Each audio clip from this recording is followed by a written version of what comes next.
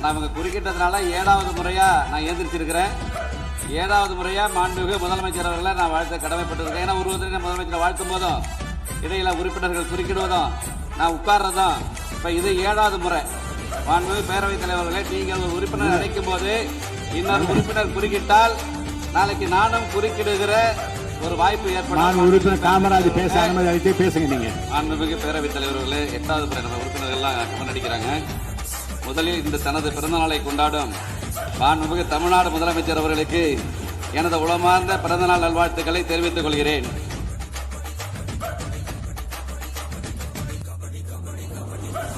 இப்ப நான் 7வது முறையா நீங்க பேசும்போது உட்காருங்க. பரவாயில்ல, ஒண்ணு இல்ல. 7வது முறையா முதலமைச்சர் வாழ்த்துறேன் பேசுறேன். அவர் அனுமதிங்க.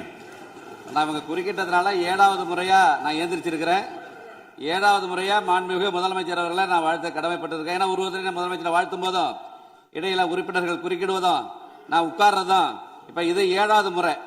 மாண்புமிகு பேரவைத் தலைவர்களை நீங்கள் ஒரு உறுப்பினர் அழைக்கும் போது இன்னொரு உறுப்பினர் குறுக்கிட்டால் நாளைக்கு நானும் குறுக்கிடுகிற ஒரு வாய்ப்பு ஏற்படும். உறுப்பினர் காமராஜ் பேச அனுமதி அளித்து பேசுங்க. நீங்க என்ன பேச சொல்லிட்டாங்கன்னு.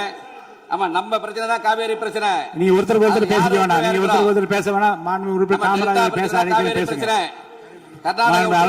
அவை முன்னவர் மாண்பு பேரவைத் தலைவர் அவர்களே, அவருடைய கட்சியின் சார்பாக மாண்பு தளவாய் சுந்தர் அவர்கள் விளக்கம் அளித்ததற்கு பிறகு மாறி மாறி எல்லோரும் பேச வேண்டும் என்று சொன்னால் அதற்கு கால அவகாசம் வேண்டும். ஆகவே உங்கள் சார்பாக உங்களுடைய கட்சியினுடைய உறுப்பினர் தெளிவாக இங்கே சொல்லி இருக்கிறார் என்பதை தெரிவித்துக் கொள்கிறேன். மாண்புமிகு காமராஜ் பேசுங்க. மாண்புமிகு பேரவைத் தலைவர்களே, 8வது முறை நம்ம உறுப்பினர்கள் எல்லாம் கமெண்ட் அடிக்கிறாங்க. முதலில் இந்த தனது பிறந்தநாளை கொண்டாடும் மாண்புமிகு தமிழ்நாடு முதலமைச்சர் அவர்களுக்கு எனது உளமார்ந்த பிறந்தநாள் நல்வாழ்த்துக்களை தெரிவித்துக் கொள்கிறேன். சமூக நீதி, கல்வி, தொழில் வளர்ச்சி, பெண்கள் முன்னேற்றம், இளைஞர் நலன், தமிழ்நாட்டின் ஒட்டுமொத்த வளர்ச்சிக்காக அவர் மேற்கொண்டு வரும் மக்கள் நல பணிகள் மேலும் சிறக்கவும், நல்ல உடல் நலத்துடனும் நீண்ட ஆயுளுடனும் மக்கள் பணியாற்றவும் இறைவனை பிரார்த்திக்கிறேன்.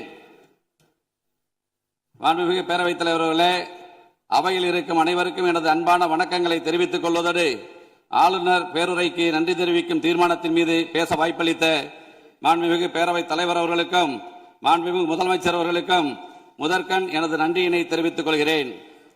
கடந்த 4 நாட்களுக்கு முன்பாக நம்முடைய ஆளுநர் அவர்கள் இந்த அவைக்கு வந்தார். அவர் சென்றபோது அவர் அறிக்கையாக வெளியிட்டது புதிய உதயம் தோன்றிய நாள். நாம் அனைவரும் இணைந்து பயணிக்க தொடங்கியுள்ளோம். இடையூறின்றி வாசித்ததில் மன நிறைவு அடைகிறேன். இது ஆளுநர் மாளிகை செய்திக்குறிப்பு.